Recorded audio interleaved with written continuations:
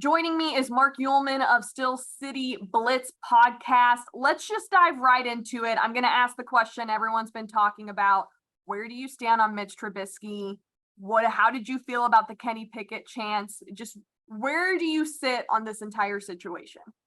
Well, number one, Mitchell Trubisky is going to start this week. Any Steelers fan or any Browns fan that's hoping that it's going to be Kenny Pickett, it's not going to be. Look, Mitchell Trubisky is hamstrung, I think, a little bit right now because he's from everything we've understood, he's not allowed to audible. And at the NFL level, that's unheard of, quite frankly. But he's got to play better. He's got to find open receivers. He can't constantly go to the checkdowns. And that's really affecting the morale of the offense, I think. So as far as the chants go, I get it. I do. There's excitement. He's a Pitt guy, but let's give this a little bit of time first. I want to see him. Don't get me wrong. I do. Not this week. It's not the time, but I get it. Just let's be a little more professional at first. Okay, so you do believe the Kenny Pickett time will come at some point this season? Despite what I've been told that Tomlin wants him to ride the bench the whole year, I do. I don't know how you can go without putting him in there.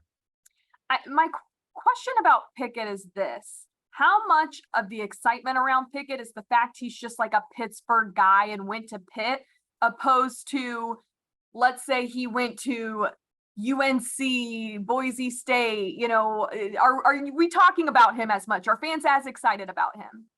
No. The Pitt angle is huge, and you can't deny it. Now, to be honest, it would still be big. Don't get me wrong. It would still be a big deal. But you have diehard Pitt fans that loved watching what he did in college, and now they want to see him do it for their Steelers, and they don't want to wait any longer. So, yeah, it definitely has something to do with him being a Pitt guy. How do you evaluate this defense at the moment without TJ Watt? Well, to be real honest, I appreciate when fans say, hey, next man up mentality. There is no next man up that's TJ Watt. And what the Steelers did Sunday against the Patriots was different. They tried a number of different things with their line in terms of stunts, twists. They went heavy with using DeMarvin Leal on the outside. They used, Malik Reed and Delonte Scott. So they're trying to find some kind of fit. And it's just not going to happen overnight. It's going to take time. I think they can still be successful. I think New England did a fantastic job of pass blocking this week. And that's what frustrated a lot of our fans, just from the aspect that we didn't get a sack, which it's only happened once or twice in the last 90 games. What do you take away? I mean, I know we're only 2 weeks through at this point, so it's still early, but we always love doing too early predictions and talking about players. That's kind of what we do, right? Yes. How do you evaluate George Pickens at this point? Okay. How about incomplete?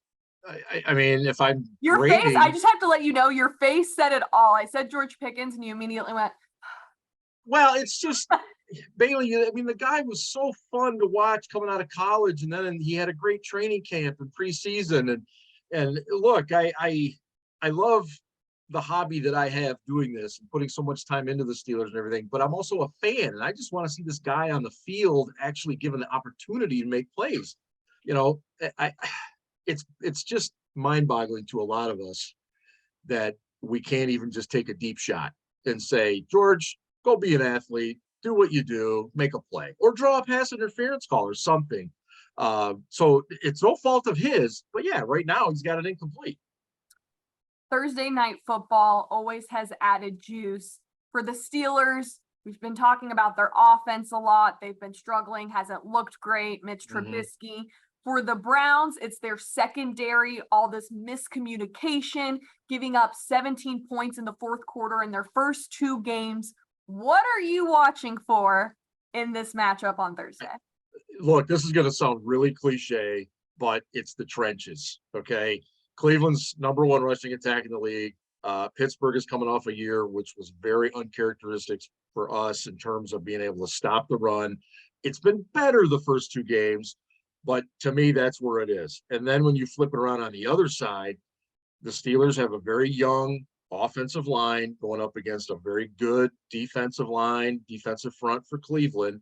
And believe me, if you can get pressure on Trubisky, then all the ills of your secondary go away because balls start going where they aren't supposed to and bad things happen. So I'm really hopeful the Steelers can establish a little bit of a running game, get Trubisky out of the pocket, and just let him use his athleticism to make plays. And the Steelers are getting lucky because Jadeveon Clowney will not play in this one. So they only have to deal with Myles Garrett. And that's enough. Yeah. Right? So yes. I want to wrap up here with Sure. 2 predictions from you. First, a prediction on Thursday's game, and then give me your prediction of who wins the AFC North. Oh my God. The latter question's the tougher one because everybody's basically right there, you know? Okay, so I pride myself on being a realist, and believe me, I'm going to root my tail off for the Steelers. The realistic part of me says, though, that offensive defensive line combination on both sides of the ball is going to make a difference. And I think it's tight, but I think the Browns are going to win somewhere like around a 24-16, 24-17 game. And as far as the division, I still think it's Baltimore. I've thought Baltimore all along. What happened to them Sunday was very uncharacteristic of a Ravens team, giving up all those points in the fourth quarter. So I still think it's going to be them.